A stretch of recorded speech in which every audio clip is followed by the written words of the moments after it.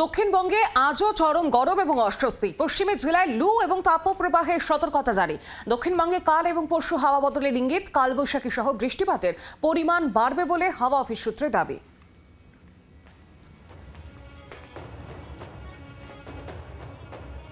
সাম্প্রতিক কালের মধ্যে আজই গাঙ্গেয় দক্ষিণবঙ্গ এবং পশ্চিমাঞ্চলে সবথেকে বেশি সর্বোচ্চ তাপমাত্রার রেকর্ড হতে চলেছে বলে এখনো পর্যন্ত আলিপুর আবহাওয়া দফতরের পূর্বাভাস। কলকাতায় আজ দিনের সর্বোচ্চ তাপমাত্রা 37 ডিগ্রি ছাড়িয়ে যেতে পারে।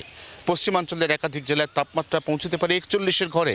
আবার পশ্চিমাঞ্চলের কিছু জেলায় আজ বিকেলের পরে বিক্ষিপ্তভাবে হালকা মাঝারি বজ্রবিদ্যুৎ সহ বৃষ্টি এবং দমকা ঝোড়ো হাওয়ার পূর্বাভাস।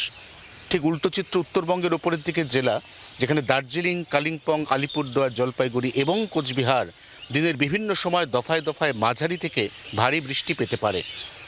দক্ষিণবঙ্গে হাওয়া বদল আগামীকাল রবিবার, রবি সোম এবং তারপর মঙ্গলবার বাদ দিলে আবার বুধ নিশ্চিতভাবেই কালবৈশাখী, শিলাবৃষ্টি এবং বজ্রবিদ্যুৎ সহ বৃষ্টির পূর্বাভাস দেওয়া হচ্ছে আবহাওয়া দফতরের পক্ষ থেকে।